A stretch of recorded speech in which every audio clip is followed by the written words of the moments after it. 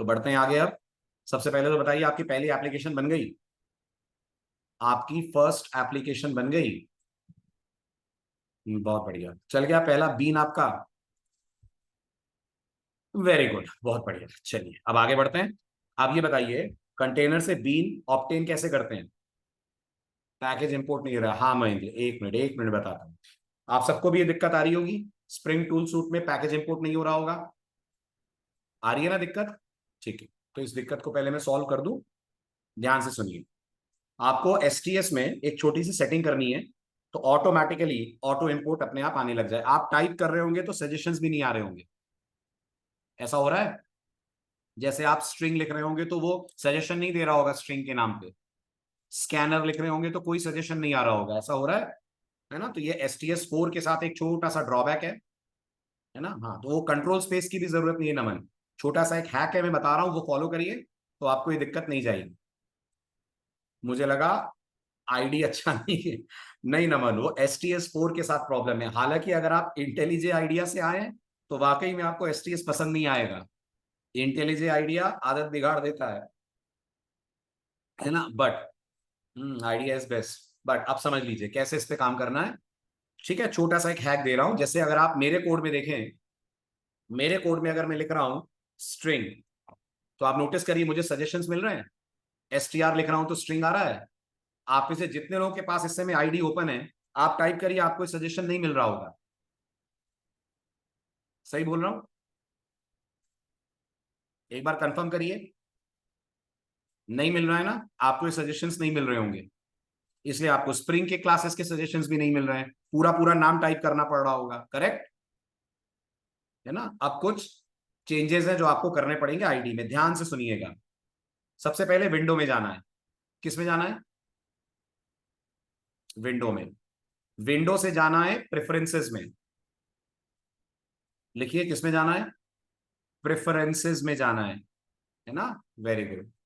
एक आपके सामने विंडो खुलेगी, लेफ्ट हैंड साइड पे ध्यान से देखिएगा, जावा करके एक ऑप्शन आ रहा होगा। Can you see that? एक जावा ऑप्शन दिख रहा है आपको? इस जावा ऑप्शन पे क्लिक करना है। दिख रहा है? Very good. इस जावा ऑप्शन के अंदर आपको मिल रहा होगा एडिटर। मिल रहा है? एडिटर के अंदर आपको मिल रहा होगा कंटेंट असिस्ट। मिल रहा है? इस पे क्लिक कीजिए। करा? बिल्कुल नीचे दिख रहा होगा auto activation triggers for Java. आपके केस में वहां सिर्फ एक डॉट लगा होगा। M I right?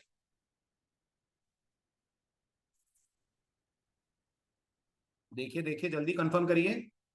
Auto activation triggers for Java, वहां सिर्फ डॉट लगा होगा आपके केस में। लगा है ना? हाँ नितिन, अब इसके बाद मैं जो चैट बॉक्स में भेज रहा हूं, ये पूरी स्ट्रिंग कॉपी करके पेस्ट कर दीजिए। मैं जो चैट बॉक्स में भेज रहा हूं, ये पूरी स्ट्रिंग कॉपी करके पेस्ट कर दीजिए। स्ट्रिंग दिख रही है जो मैंने भेजी है? कॉपी करिए इसको।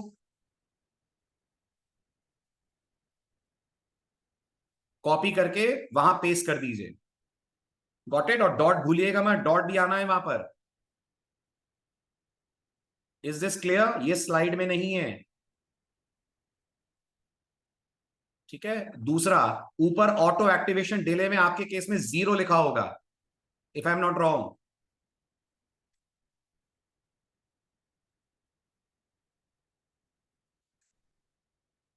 जी जी प्रदीप, मैंने कुछ नहीं, बस आईडी में एक सेटिंग बताई है। ठीक है, वहां 2 कर दीजिए। कर दिया? एक बार फिर बता दूं? चलिए एक बार फिर बता देते। ध्यान से सुने, चलो ध्यान से, फिर से बता रहा हूं, फिर से बता रहा हूं, फिर से बता रहा हूं रोहित, वंस मोर। चलो, कौन मेरे को असिस्ट कर रहा है आप में से? किसको समझ में आया क्या चेंज करना है? Issue, can you assist? Unmute करूं? कॉपी नहीं हो रहा। Anyone who can assist me? Very good Nitin, unmute कर रहा हूं आपको।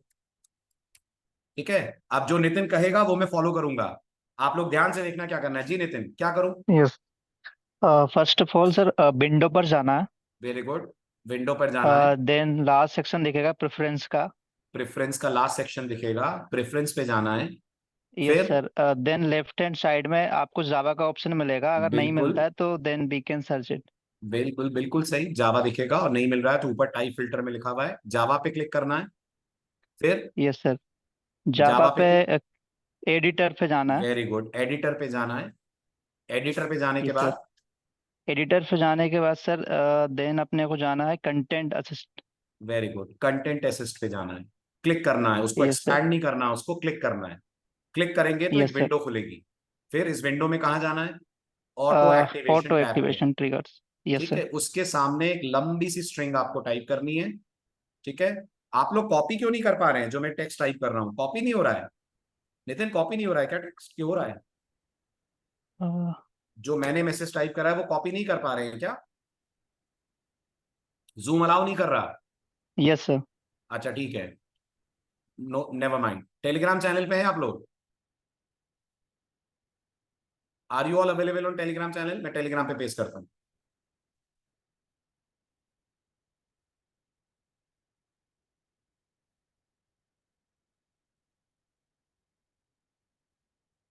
लीजिए, अब हो पा रहा है copy?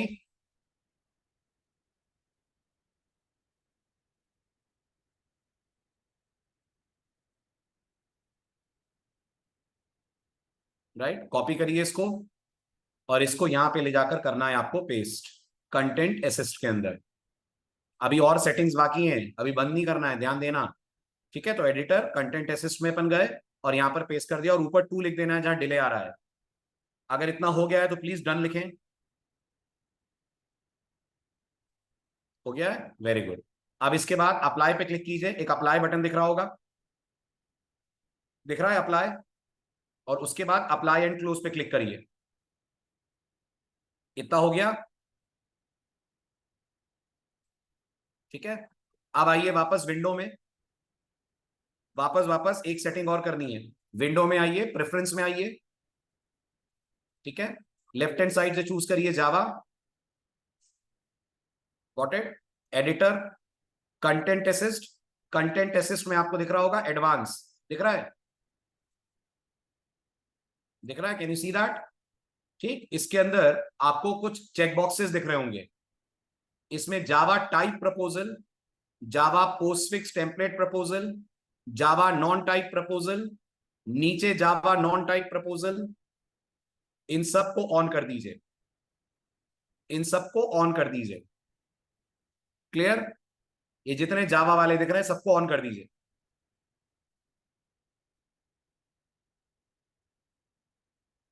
Clear? Apply and close कर दीजिए। अब आकर चेक करिए, टाइप करिए, are you able to get help? मिल रही है? अब एसटीआर टाइप करिए।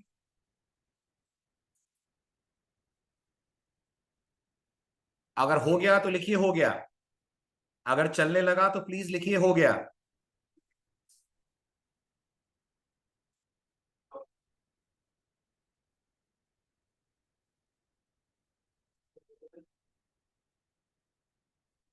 जी, लास्ट वाला एक बार और बता रहा हूं।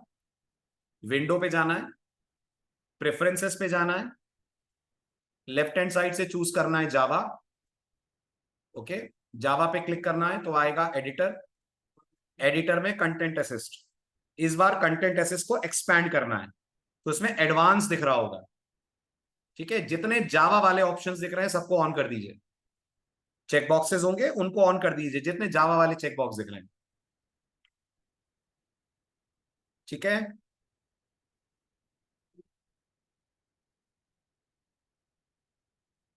अगर हो गया हो तो प्लीज ओके लिखें, मैं आगे बढ़ूं।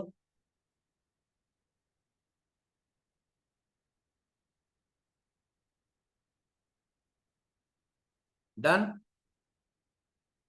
Very good. बस इसके बाद अप्लाई एंड क्लोज करना है, कैंसिल मत कर दीजिएगा सब करने के बाद। Apply and close. ठीक,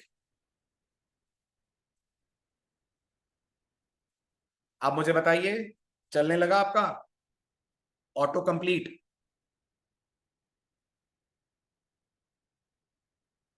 is it working now? Very good, बहुत बढ़िया, ग्रेट। ठीक है, चलिए, तो अब मैं आपसे पूछ रहा था अपन कंटेनर से बीन ऑब्टेन कैसे करते हैं। तो जवाब है हम बीन ऑब्टेन करते हैं by calling the method get bean. ठीक है, मैंने आपसे लास्ट लेक्चर में कहा था गेट बीन के कितने वर्जन अवेलेबल हैं स्प्रिंग में। वेरी गुड, गेट बीन के 5 वर्जन अवेलेबल हैं।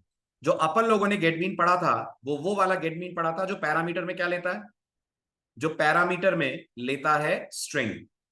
ये वाला गेट बीन आपने पढ़ा था, और ये स्ट्रिंग आईडी है। नहीं उन्नति, गेट बीन के 5 वर्जन है, 2 नहीं है। जो मैंने आपको पढ़ाया था 5 में से पहला वर्जन पढ़ाया था, जो पैरामीटर में आपसे आपके बीन की आईडी लेता है। और इस रिटर्न क्या करता है आपको, रिटर्न आपको बीन का ऑब्जेक्ट करता है कि ऑब्जेक्ट का ऑब्जेक्ट करता है। तो जवाब है ऑब्जेक्ट करता है, ये बीन वाला नहीं, ऑब्जेक्ट वाला रेफरेंस करता है रिटर्न। एम आई राइट? Very good. और इसे आपको डाउनकास्ट करना पड़ता है। जी, इसे आपको करना पड़ता है डाउनकास्ट। लास्ट लेक्चर में कहा था मैंने, अगर आप डाउनकास्ट नहीं करेंगे तो कोड जनरेट कर देगा एरर। जैसे आप देख सकते हैं, अगर मैंने ये स्टूडेंट हटाया like this, code is not going to compile. यहां तक क्लियर है ना? बट मैं ये चाहता हूं कि मुझे कास्टिंग ना करनी पड़े, तो मेरे पास एक और गेट बीन का वर्जन अवेलेबल है जो मुझसे पैरामीटर में टाइप लेता है। क्या वर्ड बोला मैंने? मैंने वर्ड बोला टाइप। जावा प्रोग्रामिंग में टाइप का मतलब होता है डॉट क्लास फाइल का नाम। जावा प्रोग्रामिंग में टाइप का मतलब होता है डॉट क्लास फाइल का नाम। तो अब आप बताइए, आपके बीन का नाम स्टूडेंट है, इसकी डॉट क्लास फाइल का नाम क्या है? वेरी गुड, इसकी डॉट क्लास फाइल का नाम है स्टूडेंट डॉट क्लास। जैसे ही आप इसको अपनी डॉट क्लास फाइल का नाम देंगे, ये आपको उसी टाइप का रिटर्न करेगा ऑब्जेक्ट। रिटर्न टाइप देखकर कंफ्यूज मत हो जाइएगा, सर ये टी कौन है? ये एक्चुअल में जेनेरिक नाम है, और ये टी रिप्लेस हो जाएगा जैसा बीन है उसके क्लास नेम से। फिर सुनिएगा, गेट बीन का एक ओवरलोडेड वर्जन अवेलेबल है जो आपसे पैरामीटर में क्या लेता है, जावा की टेक्निकल वोकैबुलरी में बोलूं तो टाइप लेता है। टाइप का मतलब जावा में क्या होता है? टाइप का मतलब जावा में होता है डॉट क्लास फाइल लेता है। तो आप जो भी डॉट क्लास फाइल का नाम यहां पास करेंगे, ये उसी डॉट क्लास फाइल का आपको रिटर्न कर देगा ऑब्जेक्ट। इसलिए इसकी जो रिटर्न टाइप है आप देख पा रहे होंगे बहुत जेनरिक वे में लिखी गई है। रिटर्न टाइप में टी नाम दिया गया है। तो फटाफट बताइए, अगर मैंने यहां लिख दिया स्ट्रिंग डॉट क्लास, तो क्या मैं मान लू ये टी स्ट्रिंग हो जाएगा? यस। अगर मैंने लिख दिया यहां स्कैनर डॉट क्लास, तो ये टी स्कैनर हो जाएगा। बट मुझे मालूम है मैंने स्ट्रिंग या स्कैनर का तो बीन बनाया नहीं है, मैंने जो बीन बनाया है वो स्टूडेंट का बनाया है। तो मैं यहां पास करूंगा student dot class. Is this clear? फायदा क्या है? बस फायदा एक ही है कि आपको कास्टिंग नहीं करनी पड़ेगी। लेकिन इसका एक नुकसान भी है, वो नुकसान आपको पता चलेगा 2 या 3 लेक्चर के बाद, है ना? अभी 2 लेक्चर तक इसको एंजॉय करते हैं, फिर आगे चलकर एक दिक्कत आएगी इसके साथ, और वो करेंगे अपन फिर सॉल्व। बिल्कुल बिल्कुल नमन, बिल्कुल एक्सेप्शन आ जाएगी। अगर एक ही क्लास के आपने 2 ऑब्जेक्ट बनाए होंगे तो इसको ये समझ में नहीं आएगा कौन सा वाला ऑब्जेक्ट चाहिए, और ये जनरेट कर देगा no unique bean exception. No unique bean exception दे देगा, वो आएगा आगे। तो अभी तो हम एक ही बीन बना रहे हैं तो कोई दिक्कत नहीं है। तो अब आप मुझे बताइए अपने कोड में लौटकर, मैं ये जो डबल कोट में STOBJ लिखता हूं, बिल्कुल एम्बिग्विटी, बिल्कुल नितिन। और शायद लास्ट लेक्चर में नितिन आप इसी की बात कर रहे थे कि मैंने गेट बीन को कुछ पास करा था तो कन्वर्ट नहीं करना पड़ा, शायद आप कर रहे थे या कोई एक स्टूडेंट कर रहा था, करेक्ट? तो अब अगर मैं यहां लिखता हूं स्टूडेंट डॉट क्लास, तो आप देख पा रहे होंगे अब मुझे कास्टिंग की कोई जरूरत नहीं पड़ रही है। नोटिस करिए विदाउट कास्टिंग कोड चल रहा है ना? इसको आप रन करिए। सो मैंने राइट क्लिक करा, रन एज सेलेक्ट करा मैंने जावा एप्लीकेशन, कोड वही वाला है जो आपने लास्ट लेक्चर में बनाया था, okay. And you can see अभी भी हमारा बीन ऑब्जेक्ट क्रिएट हो जाना चाहिए। यहां तक कोई डाउट, कोई सवाल, कोई क्वेश्चन तो पूछें। अगर क्लियर है तो प्लीज क्लियर लिखें।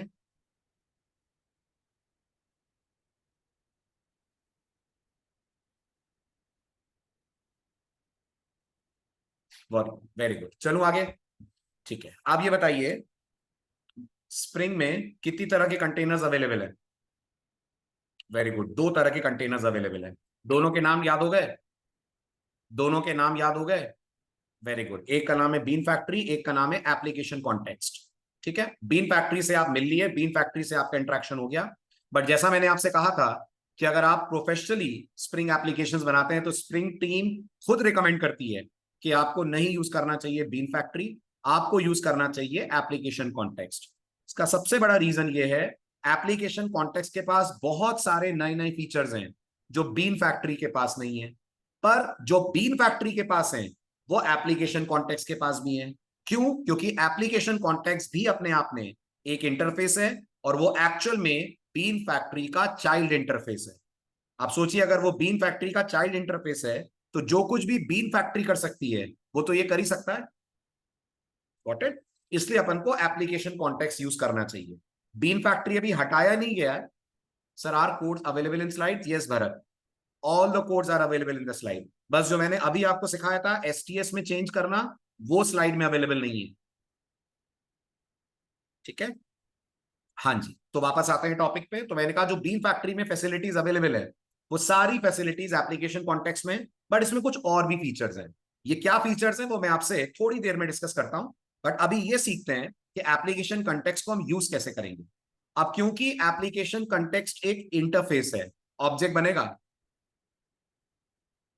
ऑब्वियस सी बात है, नहीं बनेगा। तो इसके ऑब्जेक्ट की जगह हमें ऑब्जेक्ट बनाना पड़ेगा इसकी चाइल्ड क्लास का। इसकी बहुत सारी चाइल्ड क्लासेस हैं, बट तीन बड़ी कॉमन है जिसमें से आप पहली क्लास से मिलने जा रहे हैं, जिसका नाम आपको दिख रहा होगा class path XML application context. नाम से आपको अंदाजा लग रहा होगा, अगर आपकी कॉन्फ़िगरेशन एक एक्सएमएल फाइल के अंदर रखी हुई है तो आपको class path XML application context का बनाना है ऑब्जेक्ट। अगर आपकी कॉन्फ़िगरेशन एक्सएमएल फाइल में रखी गई है तो आपको इसका बनाना है object. By the way, configuration कहां कहां रखी जा सकती है? कॉन्फ़िगरेशन तीन जगह रखी जा सकती है, तीन तरह से बताई जा सकती है, या तो वाया एक्सएमएल, या वाया जावा, और या सबसे प्रेफर्ड तरीका वाया एनोटेशन। अगर एक्सएमएल में आपने कॉन्फ़िगरेशन रखा है तो आपको जो ऑब्जेक्ट बनाना है वो किसका बनाना है? आपको जो ऑब्जेक्ट बनाना है वो बनाना है क्लास पाथ एक्सएमएल का। इसी तरह से जब आप स्प्रिंग में वेब एप्लीकेशंस डेवलप करेंगे, क्या स्प्रिंग वो कर सकता है जो आप एडवांस जावा से करते हैं? 100%। जो काम आप सर्वलेट से करते हैं, जेएसपी से करते हैं, स्प्रिंग उसका बेहतरीन और सबसे पॉपुलर ऑल्टरनेट है। बिल्कुल सही, वेब एमवीसी। जब आप वेब एमवीसी मॉड्यूल स्प्रिंग का पढ़ेंगे जो हमारे कोर्स का पार्ट है, तब आप एक और एक्सएमएल से मिलेंगे या एक और क्लास से मिलेंगे जिसका नाम है एक्सएमएल वेब एप्लीकेशन कॉन्टेक्स्ट। और जब आप एनोटेशंस यूज करेंगे तब आप मिलेंगे एनोटेशन कॉन्फिग एप्लीकेशन कॉन्टेक्स्ट से। राइट? तो अभी के लिए फिलहाल let's begin with the first class जिसका नाम है class path XML application context. Start करा जाए। राइट? ये तीनों एप्लीकेशन कॉन्टेक्स्ट की चाइल्ड क्लासेस हैं, तो ऑब्वियस सी बात है एप्लीकेशन कॉन्टेक्स्ट का रेफरेंस इन चाइल्ड क्लासेस के ऑब्जेक्ट को पॉइंट कर सकता है। अब सीधे चलते हैं अपने कोड में। एज यूजुअल प्रोजेक्ट की कॉपी बनाता हूं मैं, बिकॉज आई वांट ताकि आपको ये कोड एज इट इज मैं शेयर कर पाऊं। तो मैंने कॉपी करा, कॉपी करके इसकी सेकंड कॉपी बनाई। ठीक है, ये एसटीएस में एक बहुत अच्छा फीचर है जो आपको इंटेलिजे में नहीं मिलेगा। बस यही कारण है कि मैं एसटीएस यूज कर रहा हूं। इंटेलिजे के अंदर आप मल्टीपल प्रोजेक्ट्स छोटा सा एक हैक करे बिना ओपन नहीं कर पाएंगे। इतना आसान नहीं है उसमें मल्टीपल प्रोजेक्ट्स ओपन करना, बट इसमें एसटीएस में बहुत आसान है। कॉपी पेस्ट करिए, प्रोजेक्ट की कॉपी बन जाएगी। ठीक है, अब मैंने इसको बंद करा। ठीक, कहां चेंज करने की जरूरत है? सब कुछ सेम है, बस चेंज करने की जरूरत है आपकी मेन क्लास के अंदर। ठीक है, क्या चेंज होगा? Watch very carefully. तो मैं एसआरसी में गया, ऐप में गया, यू स्टूडेंट में गया, और जो काम आप 2 लाइन में कर रहे हैं वो काम हो जाएगा हमारा यूजिंग ओनली 1 लाइन। वो कैसे होगा? तो अपन लिखेंगे एप्लीकेशन कॉन्टेक्स्ट, राइट, हमारे इंटरफेस का नाम, और रेफरेंस का नाम मैंने दे दिया container, is equals to new. आगे बोलिए। Very good. New class path application context,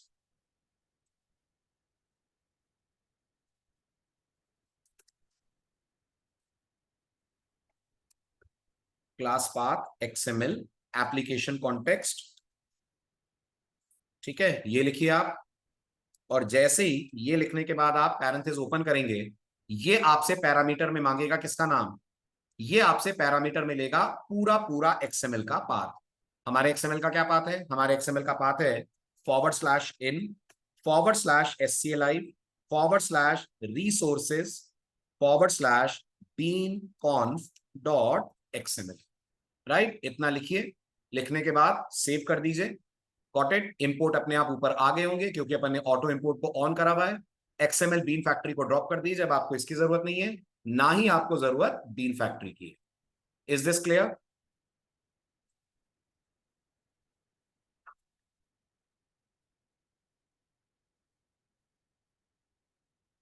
ठीक है, ये हो गया। ठीक, अब आप एप्लीकेशन को करिए रन। रिसोर्स की भी जरूरत नहीं है, क्लास पाथ रिसोर्स की भी जरूरत नहीं है, इन दोनों को भी मैं ड्रॉप कर दे रहा हूं। ठीक, चलिए, अब जैसे ही मैं कोड रन करूंगा ऑटोमेटिकली सेम आउटपुट मेरे को मिल जाएगा जो मिल रहा था आपको प्रीवियस एप्लीकेशन। यहां तक समझ आई बात? वेरी गुड, बहुत बढ़िया। ठीक है, अब मैं आपको बता रहा हूं कैसे आप इतना जो आपने अभी STS पे करा है वो करेंगे ऑन इंटेलिजे आइडिया, ताकि आप में से जो लोग वाकई में इंटेलिजे को ही यूज करना चाहते हैं वो कर सकते हैं। आर्ग्यूमेंट्स दिखाइए, ये रहे आर्ग्यूमेंट्स, चेक कीजिए। नोटपैड में टाइप कर दूं, नोटपैड में खोल दूं? बिल्कुल बिल्कुल बिल्कुल, लाइन नंबर 12 पे खाली कंटेनर ही स्टार्ट नहीं हुआ, इशू बहुत कुछ हुआ है। अभी अपन डिफरेंसेस पढ़ेंगे ना, आपके सामने चीज क्लियर करता हूं मैं। Not only container started, lot many things happen जब लाइन नंबर 12 चली होगी। फिलहाल के लिए मैं नोटपैड में ओपन कर रहा हूं इस पूरे कोड को ताकि बाकी लोग ध्यान से देख सकें।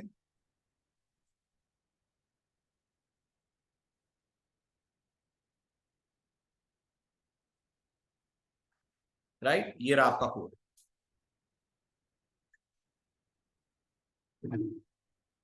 देख लेंगे तो डन लिखिएगा प्लीज, मैं आगे बढ़ूं फटाफट।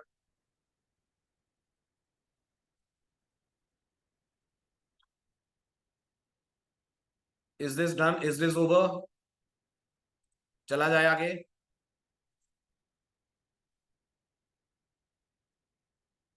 हर्ष, sorry, question is from Hari, Harsh, sorry. Harsh इसलिए नहीं कर रहे हैं क्योंकि इसका जो कंस्ट्रक्टर है वो आपसे सीधे XML फाइल का पाथ ले लेता है। इसका जो कंस्ट्रक्टर है उसका आर्गुमेंट रिसोर्स नहीं है। Class path XML application context का जो कंस्ट्रक्टर है उसका आर्गुमेंट स्ट्रिंग है, और वो स्ट्रिंग है आपकी XML फाइल का पाथ। तो अपन को जबरदस्ती रिसोर्स थोड़ी पास करने की जरूरत है, रिसोर्स चाहिए XML बीन फैक्ट्री को, एप्लीकेशन कॉन्टेक्स्ट को नहीं चाहिए। अभी आया समझ? क्लियर? Very good. ठीक है, तो अब इतना काम मैं आपको इंटेलिजे पे बता देता हूं आप कैसे करेंगे। So let start इंटेलिजे।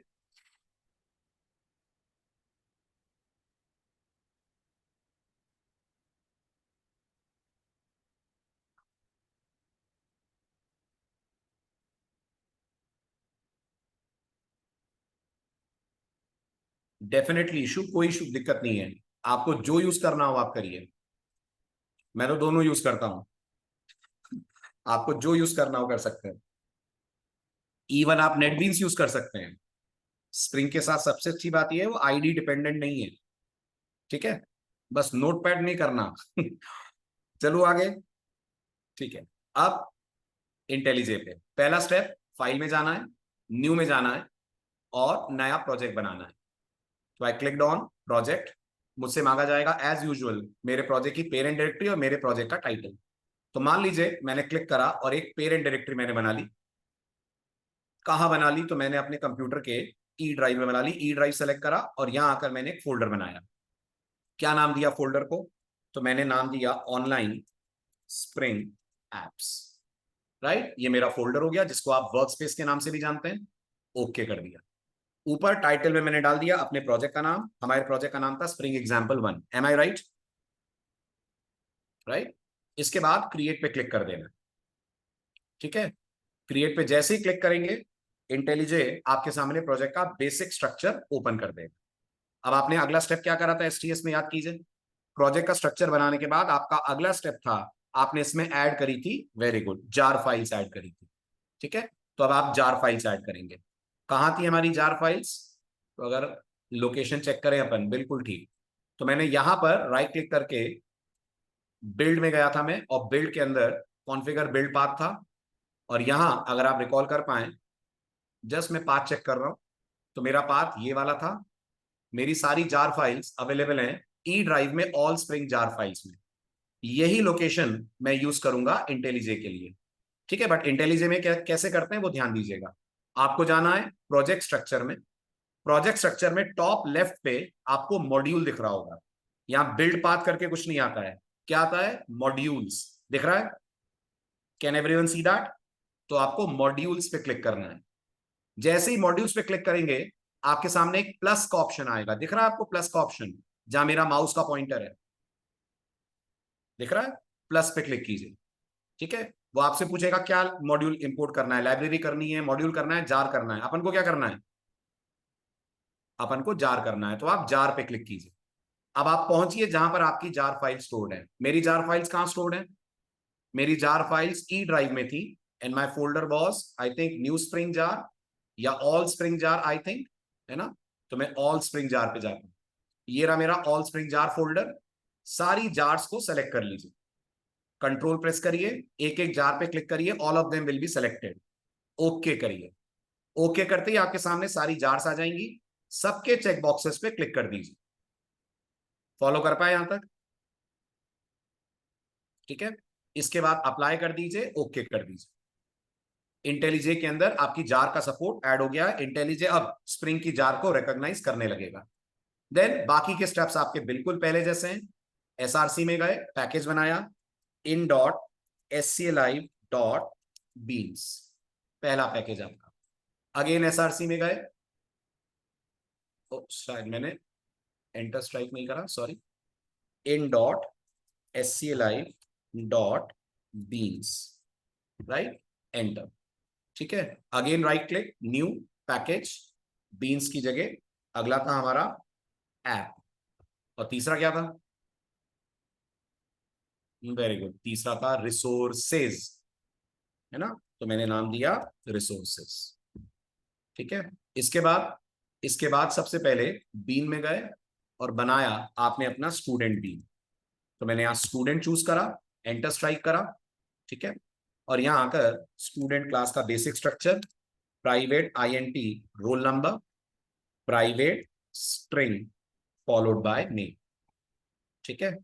Then select करा, बल्कि यहीं से कर लेते हैं अपन। राइट क्लिक करा, राइट क्लिक करने के बाद इंटेलिजे में जनरेट पे क्लिक करते हैं। जनरेट पे करेंगे तो आपसे पूछेगा क्या बनाना है। अपन को क्या बनाना है? हाल फिलहाल सेटर और गेटर बनाने हैं। तो आप सेलेक्ट कर लेंगे सेटर गेटर, जैसे हमेशा करते ही हैं, और कर देंगे आप ओके पे क्लिक। ये क्या बन गया? ये आपका बीन बन गया। मैं थोड़ा सा स्पीड में कर रहा हूं क्योंकि ये सब आप देख चुके हैं STS में, चलेगा ना? है ना, बस आपको तरीका बता रहा हूं। कोड वही है जो आपने लिखा हुआ है। हाँ हाँ बिल्कुल कॉपी, अरे वेरी गुड, कॉपी पेस्ट भी चलेगा। ठीक है, तो मैं उसके बाद में आता हूं रिसोर्सेज में। रिसोर्सेज में न्यू में जाना है। न्यू में जाने के बाद फाइल पे क्लिक करना है, ठीक है। फाइल का नाम मैंने दिया था बीन कॉन्फ डॉट XML। हाँ, एक कंस्ट्रक्टर भी बना देता हूं मैं, ताकि पता लग जाए कि हमारा बीन ऑब्जेक्ट बन रहा है। और ये करने के लिए I said public followed by student, और अंदर मैंने कहा system dot out dot println student bean created, student bean created dot dot dot, ये हमारा मैसेज। ऐसा ही एक SOP अपन डाल देते हैं यहां पर, कहां पर? सेटर में, ताकि पता लग जाए रोल नंबर सेट हो रहा है, सेटिंग रोल नंबर या इनिशियलाइजिंग रोल नंबर। और ऐसा ही एक SOP अपन डाल देते हैं दूसरे वाले सेटर में जहां पर नेम सेट हो रहा है, एंटर एंड इनिशियलाइजिंग नेम, ठीक है। इसके बाद अपन आते हैं ऐप में, बल्कि रिसोर्सेज में आते हैं। पहले कुछ नहीं करना है, इसकी पूरी XML उठाते हैं जो आपने रिसोर्सेज में बनाई हुई है, ये रही। इस XML को करते हैं अपन कॉपी, कॉपी करके यहाँ पे कर देते हैं अपन पेस्ट, ठीक है। कर दीजिए आप इसको क्लोज।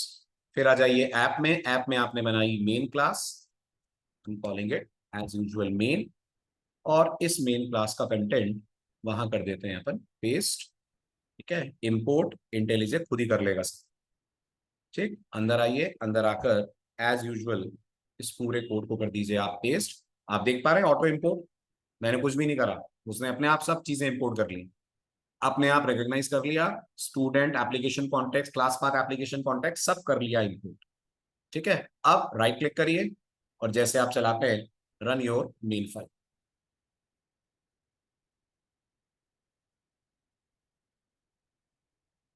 क्लियर? बस एक ही दिक्कत है कि अब आप अगर इसको कॉपी करेंगे, कॉपी भी हो जाएगा, कॉपी करने के बाद पेस्ट भी हो जाएगा, राइट? आपने स्प्रिंग एग्जाम्पल 2 नाम दिया, बस होगा क्या, आपको एग्जाम्पल 2 दिखेगा नहीं। क्यों? क्योंकि एक बार में इस इंटरफेस में एक प्रोजेक्ट ओपन करवाता है intelligent idea. I hope you got it. हालांकि इसका भी हैक है, अगर आप चाहेंगे तो कर देगा 2 प्रोजेक्ट 3 प्रोजेक्ट ओपन, बट वो हैक है। हाँ जी, वो सारे प्रोजेक्ट एक रूट फोल्डर में डालने पड़ेंगे और मॉड्यूल को चेंज करना पड़ता है नमन। ठीक है, चलूं आगे। तो आप में से जिनको इंटेलिजेंट करना अब आप उसको फॉलो कर सकते हैं, जब डिफरेंस आएगा तो मैं बता दूंगा आपको। Got it? आ जाइए वापस एसटीएस। ठीक है, तो अपन बात कर रहे थे हमें एप्लीकेशन कॉन्टेक्स्ट यूज करना चाहिए, क्योंकि एप्लीकेशन कॉन्टेक्स्ट के पास बहुत सारे ऐसे फीचर्स हैं जो बीन फैक्ट्री के पास नहीं है। अभी के लिए जितना आपने स्प्रिंग को समझा है, आपसे मैं पूछूंगा क्या फीचर दिखा, तो आपका एक ही जवाब होगा, सर रिसोर्स नहीं बनाना पड़ा, डायरेक्ट क्लास पाथ में अपन ने नाम पास कर दिया, ऐसा ही था ना, है ना? बट बहुत ज्यादा टेक्निकल फीचर्स हैं जो आपको एप्लीकेशन कॉन्टेक्स्ट देता है। घबराइएगा मत, सारे आपको अभी नहीं समझने, कुछ मैं आपको अभी समझाऊंगा, कुछ चीजें आने वाले दिनों में आप समझेंगे। सबसे पहला जो बेसिक डिफरेंस है वो ये है कि स्प्रिंग टीम का ये मानना है, उनका ये कहना है कि आप अगर बीन फैक्ट्री को यूज करते हैं तो ये बहुत ही बेसिक सा कंटेनर है, बहुत फंडामेंटल कंटेनर है, बहुत बेसिक लेवल की फैसिलिटी देता है। जबकि एप्लीकेशन कॉन्टेक्स्ट अपने आप में एक एडवांस लेवल का कंटेनर है, जो बेसिक फैसिलिटी तो देता ही देता है, कुछ एडवांस फीचर्स भी देता है जिनका आपको भी मैं हल्का सा आइडिया दूंगा। दूसरा, क्योंकि बीन फैक्ट्री बेसिक फीचर्स देता है, उसका मेमोरी कंजम्पशन ऑब्वियस सी बात है कम होगा, एम आई राइट? जितने कम फीचर उतनी कम मेमोरी। बट एप्लीकेशन कॉन्टेक्स्ट बहुत हैवी मेमोरी यूज करता है। बट फिर स्प्रिंग भी तो यूज एंटरप्राइज और वेब एप्लीकेशंस के लिए होता है, छोटे मोटे कोड्स के लिए तो कोई स्प्रिंग यूज करेगा भी नहीं। सही कह रहा हूं, है ना? मुझे कोर जावा में 2 नंबर ऐड करने हैं तो उसके लिए तो मैं स्प्रिंग यूज करूंगा नहीं। मुझे कोई बड़ी एप्लीकेशन, एंटरप्राइज एप्लीकेशन बनानी है, क्लाउड लेवल की एप्लीकेशन बनानी है, तभी मैं स्प्रिंग की तरफ जाऊंगा। तो इट हार्डली मैटर्स कि ये मेमोरी बहुत ज्यादा लेता है, काम भी आपको उस हिसाब से करके देगा। ठीक है, देन अगर आप बीन फैक्ट्री यूज कर रहे हैं तो ये वेब एप्लीकेशन के लिए सूटेबल नहीं है, ये सिर्फ स्टैंड अलोन एप्लीकेशन के लिए सूटेबल है। स्टैंड अलोन समझते हैं? वही एप्लीकेशन जो आप नॉर्मली कोर जावा में बनाते हैं, मतलब जो अभी हम बना रहे हैं वो सब स्टैंड अलोन है। जी, जो आप अभी इतने दिन से स्प्रिंग में कोड लिख रहे हैं ना, वो सब स्टैंड अलोन कोड है, डेस्कटॉप एप्लीकेशंस। लेकिन application context, stand alone application, web application, distributed application हर जगह के लिए अवेलेबल है। Got it? ठीक, अब इशू ध्यान देना जो आपको मैंने पॉइंट बोला था, ये जो बीन फैक्ट्री है ये परफॉर्म करता है लेजी इनिशियलाइजेशन, जबकि ये जो एप्लीकेशन कॉन्टेक्स्ट है ये खास तरीके के बीन्स के लिए, इस लाइन पे बड़ा स्पेशल गौर करना, खास तरीके के बीन्स के लिए परफॉर्म करता है eager initialization. I repeat my words, जो बीन फैक्ट्री है वो परफॉर्म करता है लेजी इनिशियलाइजेशन, जो एप्लीकेशन कॉन्टेक्स्ट है वो परफॉर्म करता है ईगर इनिशियलाइजेशन, पर खास तरीके के बीन के लिए। सबसे पहले मैं आपको लेजी और ईगर का डिफरेंस समझा दूं। लेजी इनिशियलाइजेशन का मतलब होता है जब आप कंटेनर स्टार्ट करते हैं तो बस कंटेनर स्टार्ट होगा, बीन क्रिएट नहीं होगा। तो बीन कब क्रिएट होगा? बीन तब क्रिएट होगा जब आप कॉल करेंगे गेट बीन। ये बात समझ आ रही है?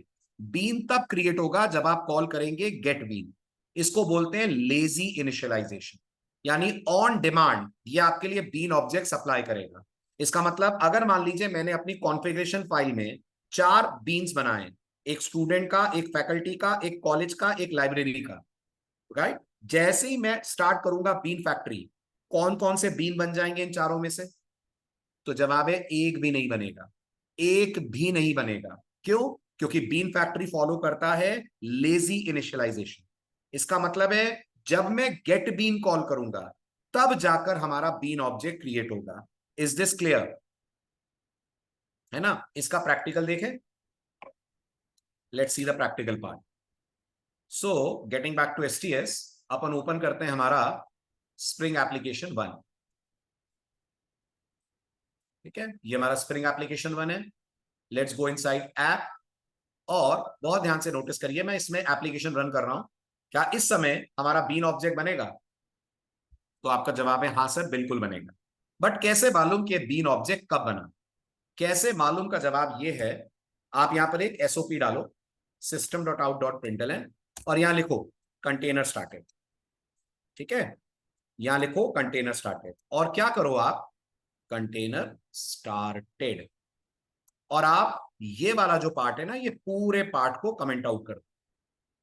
इस पूरे पार्ट को आप कमेंट आउट कर दो। कर दिया कमेंट आउट मैंने? जस्ट अ मोमेंट, इसको सेलेक्ट करो and convert it into Java comment, control/. यहां तक क्लियर? जल्दी से बताइए, लाइन नंबर 15 क्या कर रही है? तो जवाब है लाइन नंबर 15 कंटेनर को स्टार्ट कर रही है। एम आई राइट? है ना?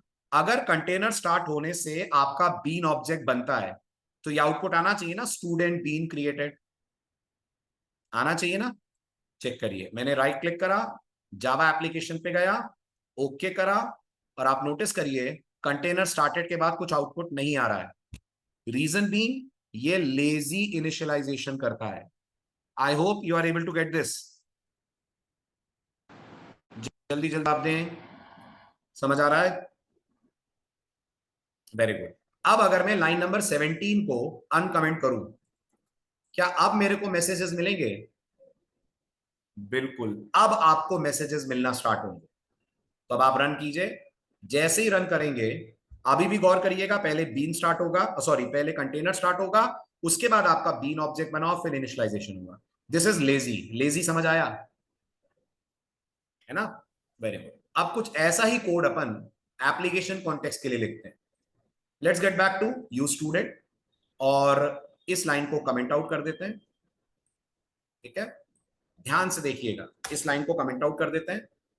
यहां एक एसओपी डालते हैं, system.out.println with the message container started। ठीक है, can anyone predict the output?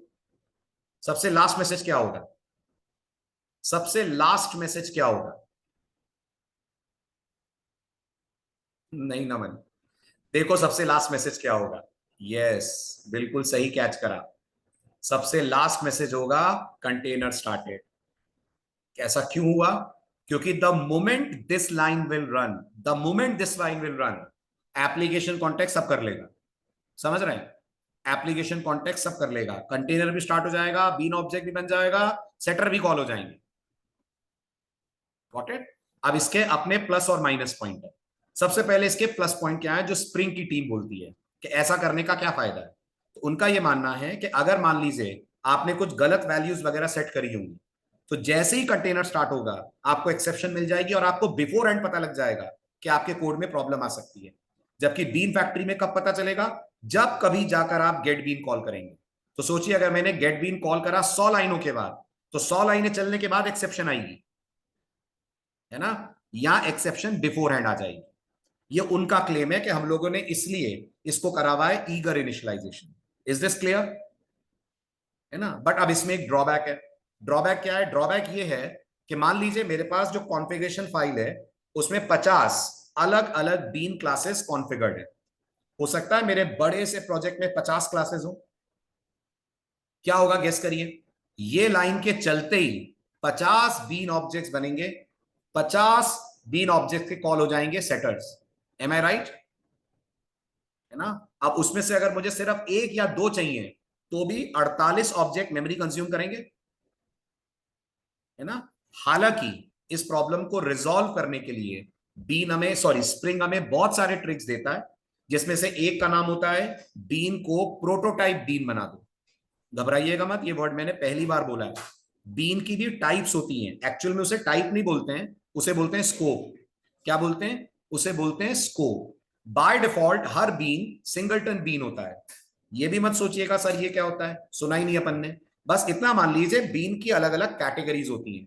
Some beans are singleton, some beans are prototype bean, some beans are request bean, इसको बोलते हैं स्कोप। अगर आप इस स्कोप को मैनिपुलेट कर लें, स्कोप, स्कोप लेकिन स्कोप बोलते हैं इसको, हाँ स्टीरियोटाइप कह सकते हैं, बट एक्चुअल में स्कोप बोलते हैं अपन। अगर आप स्कोप को मैनेज कर लें, तो आप कंटेनर को बोल सकते हैं कि तुमको ईगर इनिशियलाइजेशन नहीं करना है। दूसरा, एक्सएमएल के अंदर हमारे पास एक एट्रीब्यूट भी अवेलेबल है, उसका नाम है लेजी इनिट, और मुझे लगता है नाम ही बहुत है ये समझाने के लिए कि ये क्या करता होगा। लेजी इनिट ये परफॉर्म करता है लेजी इनिशियलाइजेशन। तो क्या एप्लीकेशन कॉन्टेक्स्ट को ये कहा जा सकता है कि वो ईगर इनिशियलाइजेशन ना करे? बिल्कुल कहा जा सकता है, 100% कह सकते हैं। बाय डिफॉल्ट वो ईगर करता है, हाँ बाय डिफॉल्ट वो ईगर करता है। और स्प्रिंग की टीम को ऐसा लगा कि बाय डिफॉल्ट अगर पहले ही सारी सेटर्स चल जाएंगे तो अगर कोई एक्सेप्शन आनी होगी तो पहली लाइन पे आ जाएगी, बजाय इसके कि आपका आधा अधूरा कोड चल रहा है और उसके बाद फिर प्रॉब्लम क्रिएट कर रहा है, उसके बाद दे रहा है एक्सेप्शन। आया समझ सबको ईगर और लेजी का डिफरेंस?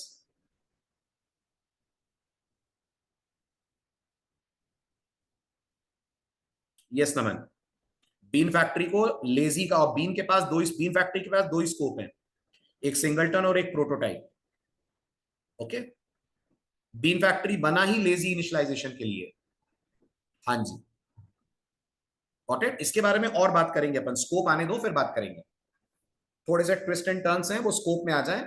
ठीक है, अभी बीन में बहुत कुछ है। अभी हमें बीन का स्कोप पढ़ना है, अभी हमें बीन की लाइफ साइकिल पढ़नी है, बीन में प्रोसेसिंग पढ़नी है, वो सब चीजें आएंगी। Got it? यस शोमिल, बिल्कुल we can do that, we can do that. Okay, चले आगे, यहां तक क्लियर? ये अभी डिफॉल्ट सेटिंग्स देख रहे हैं अपन, अभी कोई छेड़खानी नहीं कर रहे हैं। अभी जैसा स्प्रिंग ने बाय डिफॉल्ट हमें कंटेनर बना के दिया हम तो उसको समझ रहे हैं। स्प्रिंग ने हमें पावर दी है कि हम इन कंटेनर्स को अपनी जरूरत के मुताबिक फाइन ट्यून कर पाए। Clear? Very good.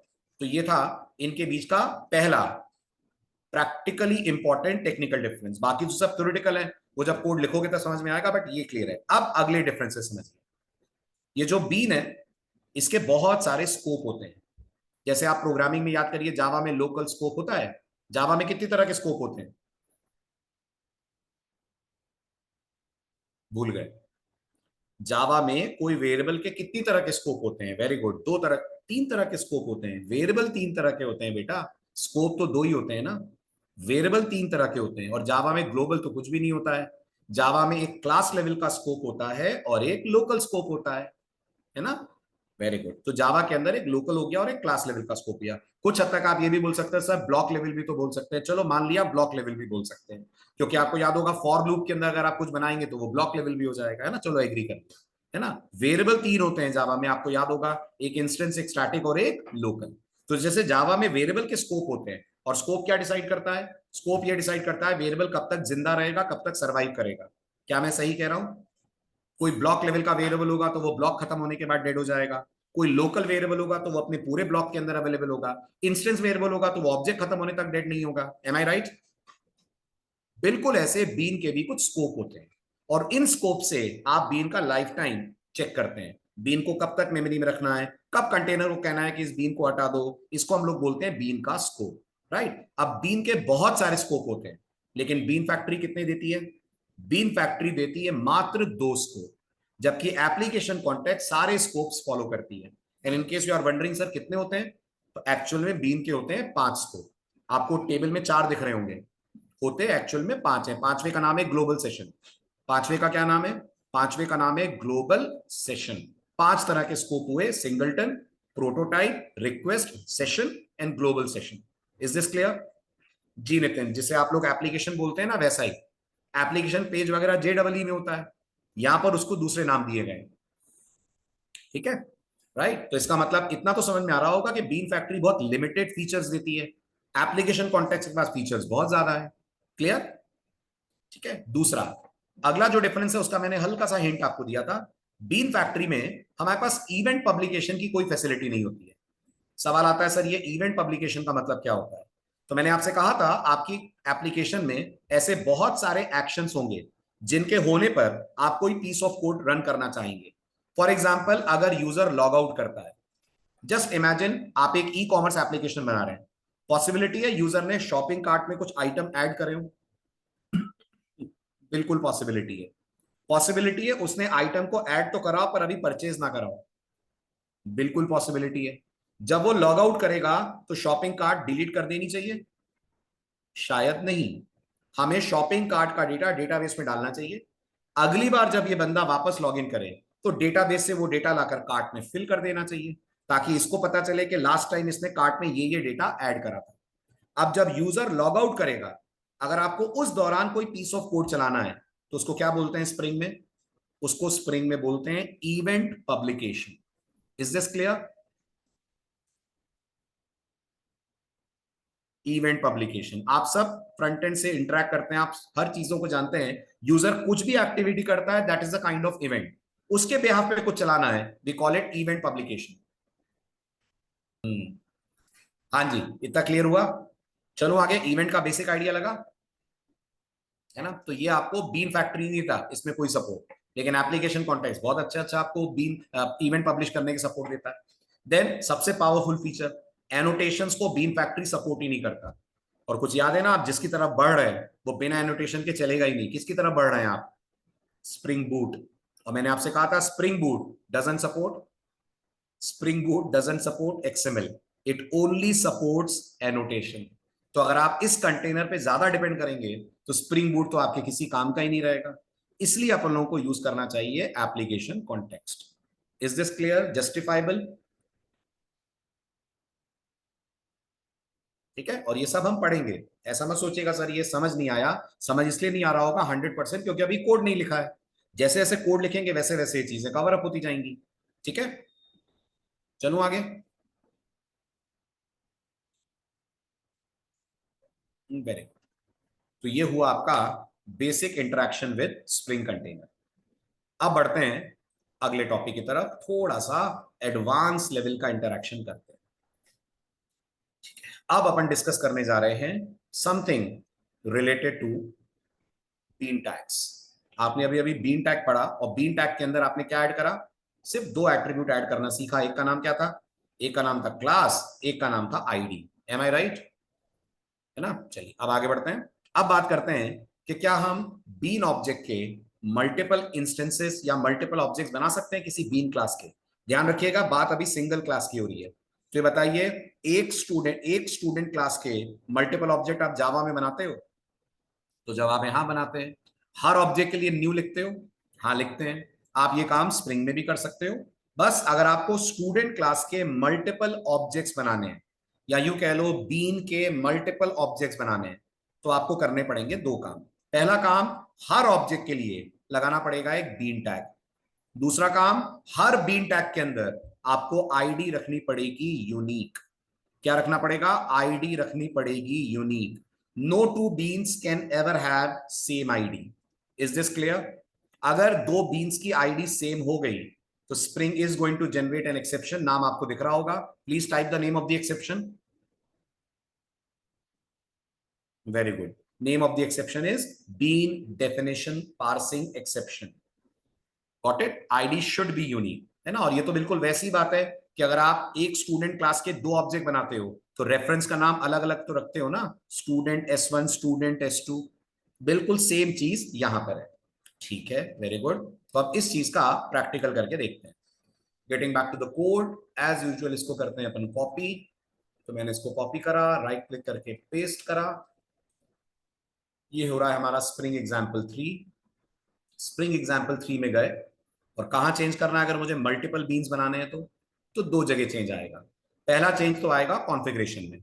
Been class में कोई चेंज नहीं आएगा, कोई चेंज नहीं आएगा। वहां क्या चेंज करना है? वहां सेटर है, इंस्टेंस वेरिएबल्स हैं, वो इनिशियलाइज हो जाएंगे। ठीक, तो क्या करना है यहां पर?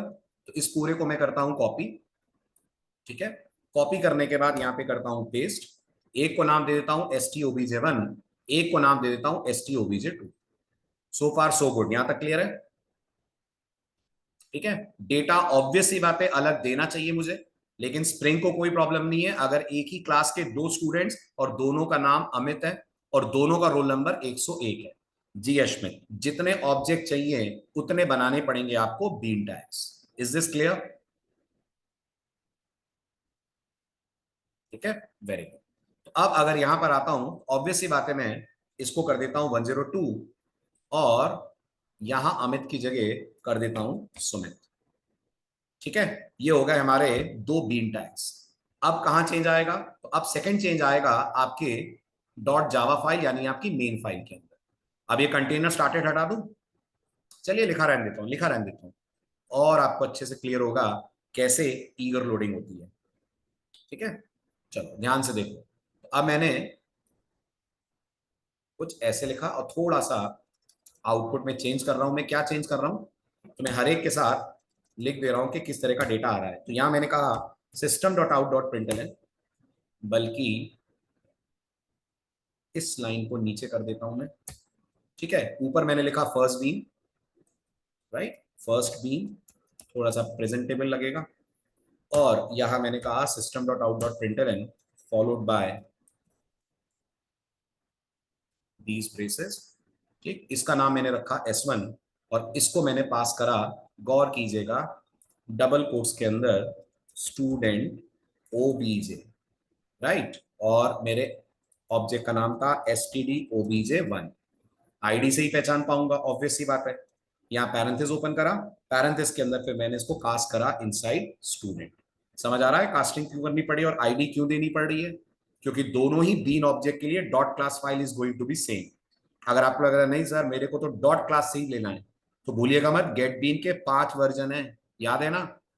अभी एक और वर्जन है जो आपकी हेल्प करेगा डॉट क्लास वाले केस में, बट अभी के लिए मैं फोकस करना चाहता हूं मल्टीपल बीन्स बनते कैसे हैं, उसके बाद गेट बीन की वेराइटी में जाएंगे। ठीक है, तो ये मेरा S1 हो गया, या मैंने कह दिया S1 dot get name, S1 dot get roll number. Then मैंने इसी पीस ऑफ कोड को कॉपी करा, पेस्ट करा, and this is going to be my second bean. ठीक है, बीच में मैंने एक प्रिंटलन अपनी तरफ से और डाल दिया ताकि न्यू लाइन आ जाए। ठीक, और ये हो गया मेरा S2, यहां नाम आ जाएगा stobj2। ये हो जाएगा S2 डॉट गेट नेम और ये हो जाएगा S2 dot get roll number. यहां तक फॉलो कर पा रहे हैं, समझ आ रहा है सबको? Very good. अब रन कीजिए। सबसे पहले बताइए कौन सा बीन कब बनेगा, कब बनेगा पहला बीन और कब बनेगा दूसरा been?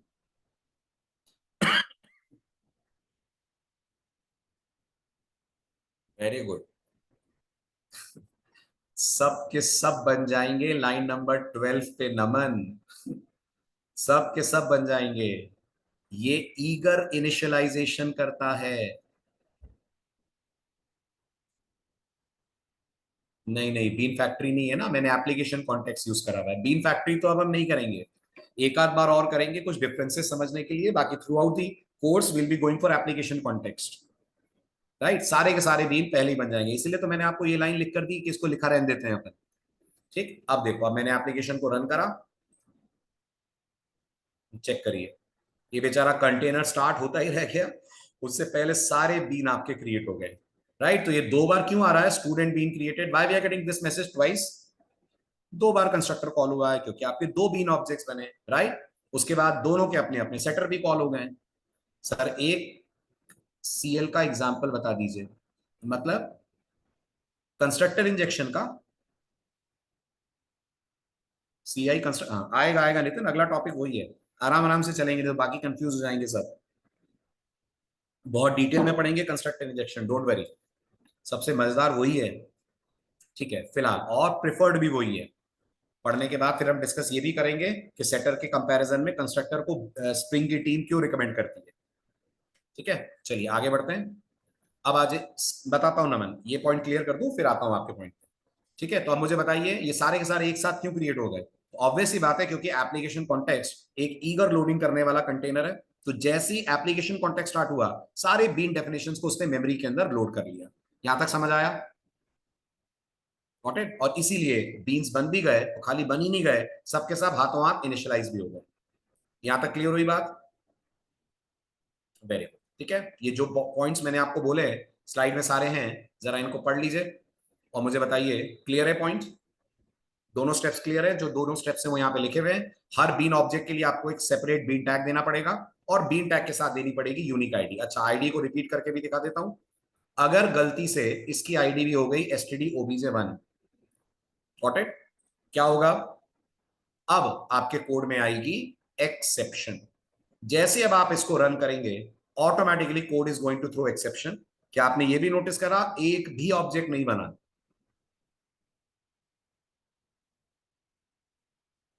Did you notice that? और एक्सेप्शन कौन सी है? एक्सेप्शन कौन सी है? जो अपन ने अभी डिस्कस करी थी, bean definition parsing exception. Message क्या है, पढ़िए ध्यान से। bean name std obj1 is already used. Clear? So every bean must have a unique id. अगर आईडीज रिपीट हो गई तो टेक्निकली ये पॉसिबल नहीं है कि कंटेनर इन दोनों को मेंटेन करता है. I hope this make sense. यहां तक क्लियर हुआ? वेरी गुड, बहुत बढ़िया. अब बात करते हैं जो बीन टैग है इसके साथ और क्या क्या एट्रीब्यूट्स और चाइल्ड टैग्स लगाए जा सकते हैं. ध्यान दीजिएगा, कुछ एट्रीब्यूट्स हैं और कुछ इसके चाइल्ड टैग हैं. अपन लोगों ने बीन टैग के कितने एट्रीब्यूट और कितने चाइल्ड टैग पढ़ लिए?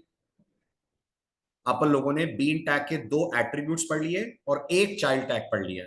2 एट्रीब्यूट जो अपन ने पढ़े उसमें से एक का नाम है क्लास, दूसरे का नाम है आईडी, और 2 चाइल्ड टैग जो अपन लोगों ने पढ़े, सॉरी जो 1 चाइल्ड टैग पढ़ा उसका नाम है प्रॉपर्टी. अभी जो बीन टैग है इसके पास और बहुत सारे एट्रीब्यूट्स हैं, है ना. चलिए ध्यान दीजिएगा. तो मुझे लगता है क्लास के बारे में सबको पता है क्लास क्या करती है, तो इसके बारे में डिस्कस करने की जरूरत नहीं है. क्लास ये बताती है कंटेनर को कि हम जो इंस्टेंस बना रहे हैं वो कौन सी क्लास का बना रहे हैं. आईडी भी आपको समझ में आ रहा होगा, आईडी का पर्पस होता है बीन को यूनिकली आइडेंटिफाई करना. ये भी क्लियर है?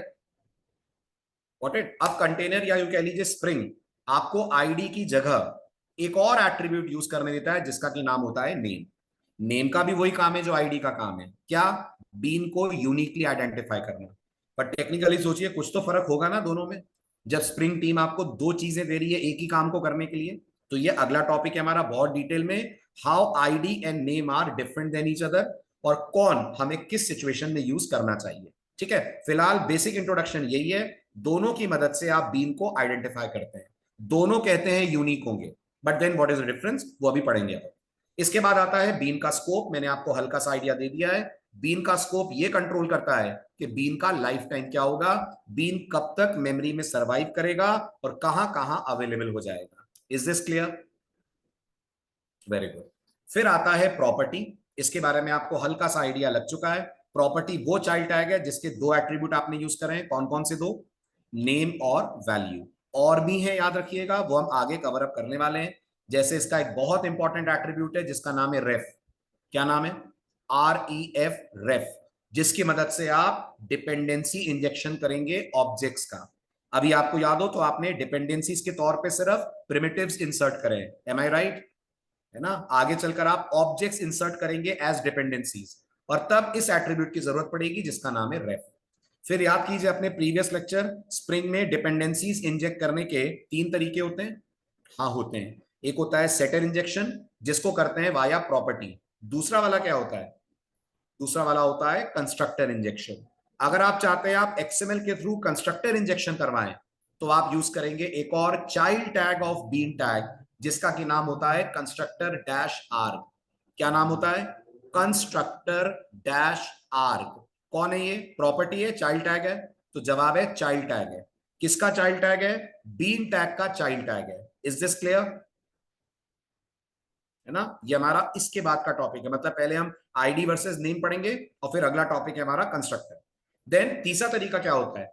तीसरा तरीका होता है फील्ड इंजेक्शन.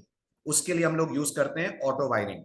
इसका मतलब ये तीनों के तीनों डीआई करने के 3 तरीके हैं एक्सएमएल में. करेक्ट?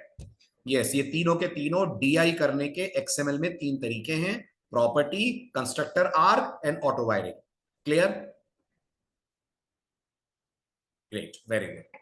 देन बीन आपको कुछ और टैग्स प्रोवाइड करता है जिनके बारे में अब भी बात चल रही थी. बीन का अगला एट्रीब्यूट, टैग नहीं एट्रीब्यूट है, जिसका नाम है lazy dash init. I hope नाम से अंदाजा लग रहा होगा. पढ़ेंगे भरत, आगे पढ़ेंगे पढ़ेंगे. जो फील्ड इंजेक्शन होता है ना उसी को बोलते हैं अपन ऑटो वायरिंग. ओके चलें आगे. डन,